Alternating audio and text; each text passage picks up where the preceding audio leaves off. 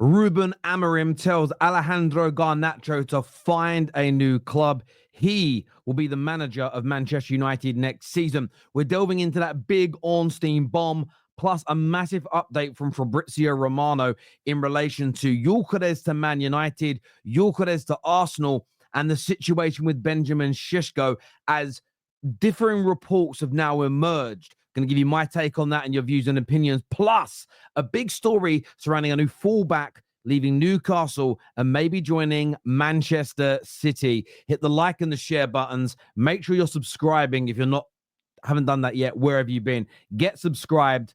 Let's do this.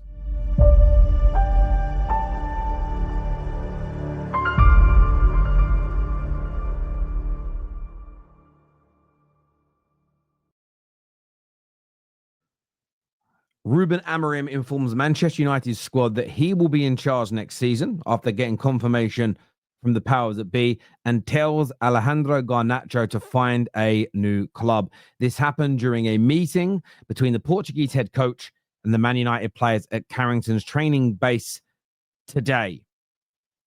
First and foremost, I need your opinions on this straight away. The manager staying, your reaction to it. Alejandro Garnacho now needing to go and find a new football club. What's your opinions? What is your thoughts on this? For me, I'm divided.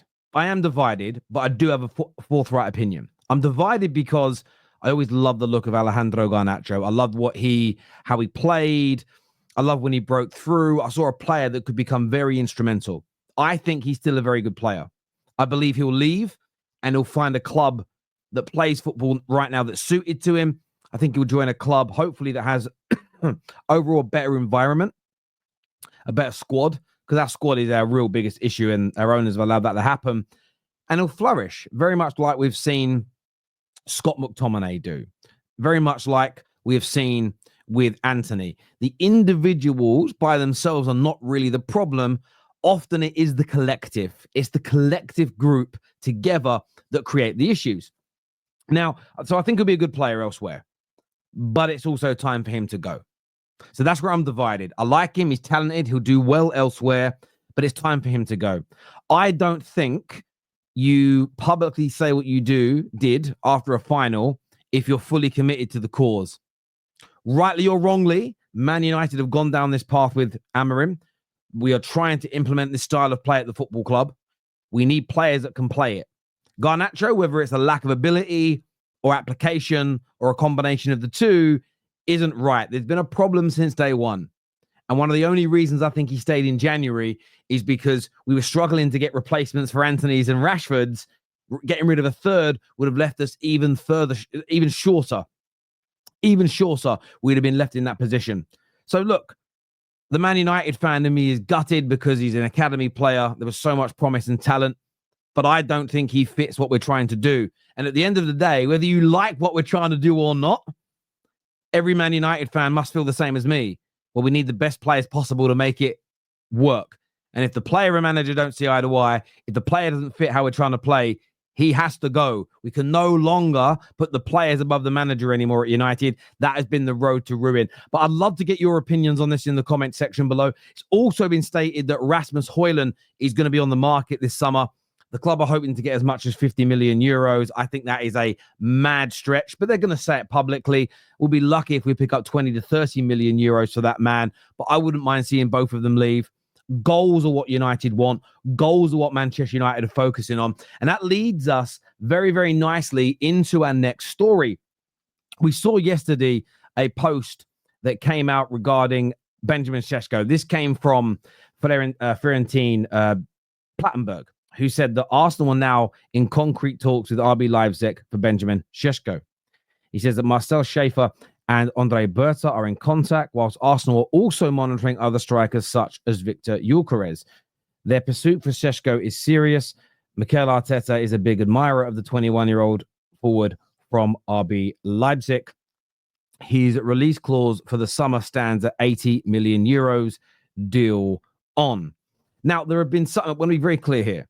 There have been some outlets that have come out and shut this down. There have been some outlets that have come out and said, look, this is an exaggeration. There's been no contact. of course, the media in Portugal are pushing that Gyokeres and Arsenal are very, very close to a conclusion. And as I've already stated, I've stated on so many of those Gyokeres updates that we have provided and discussed with you, the Football Terrace community, that that's their view. They think it's close. But we haven't heard anything yet from the David Ornsteins, the Fabrizios, the Plattenbergs to suggest that deal is as advanced as some of the French press, some of the Portuguese press, well, a lot of the Portuguese press, and even some of the South American press that have got involved. And it begs a question, why the dichotomy? Why the contrast? My personal thought is very simple. I think Arsenal are working on a number of strikers at the same time. My personal belief is that Gyokeres is their number one target. Just a personal belief. Some will agree, some will disagree. But even if he's number one or number two, what I'm about to say still makes sense. But they're working on multiple deals. They're working on multiple deals because they simply have to. And I'll give you an example. Liverpool are looking at Šeško. Just let me put that out there. Let's say Šeško's number one target. Liverpool are looking at Šeško. They could land him. And if Arsenal have not done any due diligence, any background work, any personal term work, would say Viktor Gyökeres, by the time they lose out on that deal in that said scenario, Gyokeres could be a Chelsea player. Gyokeres could be a Manchester United player. Suddenly now, number one and number two targets have dissipated and gone. What do Arsenal do next? They have to spin multiple plates at the same time. Now, Fabrizio provided a couple of updates today. Forgive me, Sport. In relation to Arsenal, he says in the bottom picture you can see, speaking on his exclusive Give Me Sport newsletter, Romano confirmed that Arsenal are certainly in the race for Sesko, but other big clubs are also keeping an eye on the forward. When asked which Premier League club are in the race for Sesko, Romano said Arsenal for sure, then all the other top clubs have had contact to be informed of the situation. Nothing is decided yet. In the top part, in the same newsletter, he speaks about Man United and Gyokeres. And he says that Gyokeres' stance on a move this summer, depending on playing Champions League football, isn't set in stone. Gimme Sports sources previously explained that there is no firm indication he has ruled out joining Manchester United, regardless of European football.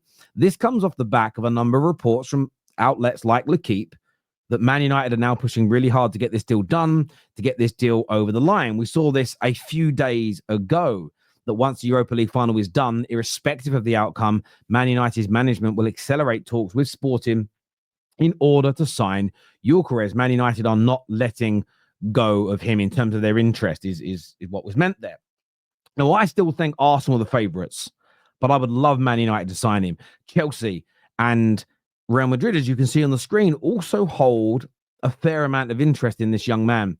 From a United perspective, the club are very happy for Garnacho to go, for Rashford to leave, Sancho, Højlund, all these players. And there's one thing that Ineos have indicated via the media in the last 24 hours, which is a massive focus for next season, is the team needs more goals. And that's a combination of creativity and finishers.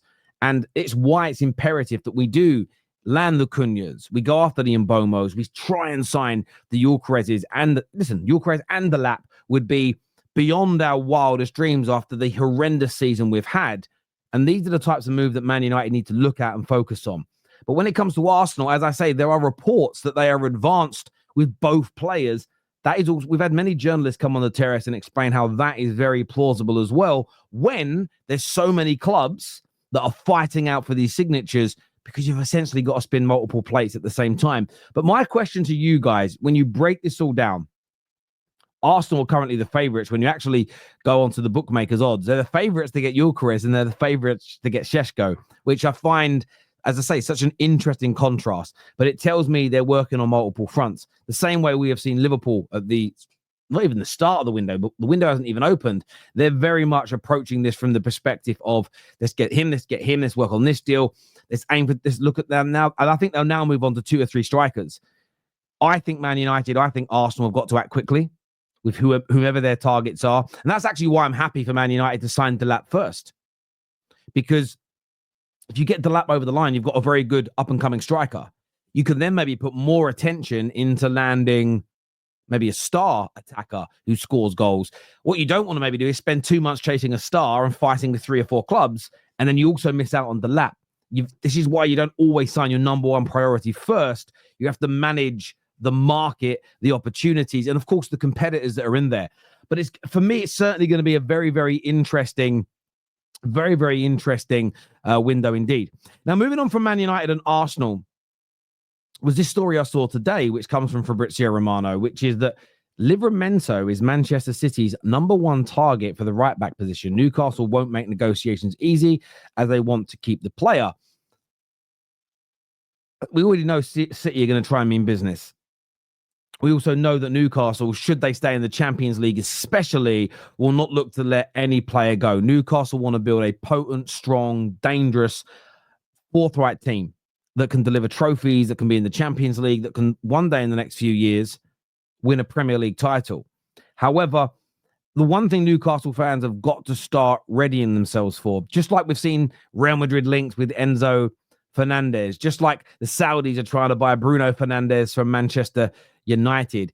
You know, even though Liverpool have just won the league title, big rumors that with Wirtz coming in, there could be a number of teams in Europe that start looking to try and take McAllister away from them. You're never going to get away from this, Newcastle fans. Your good players will always be hunted by other clubs, because the biggest clubs in the world, especially the ones that are currently at the peak of their powers, they're predatory. They all want to be the apex predator in the jungle. They all want to be the biggest fish in the sea, the most dangerous entity out there. So they'll always look to try and weaken you and assert that authority. You're going to have to get used to the rumors. You're going to have to get used to people coming for your players.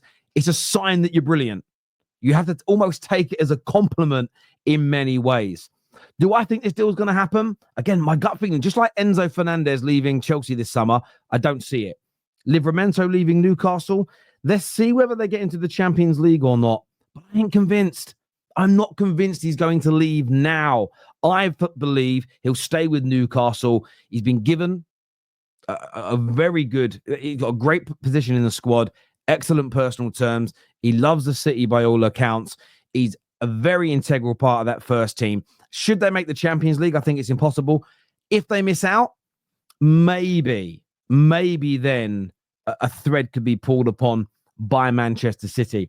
But as ever, look, I want all of your views. I want your opinions in the comment section below about all these big breaking stories today. Until next time, my people, take care. Goodbye. God bless, and I'll see you soon. Peace.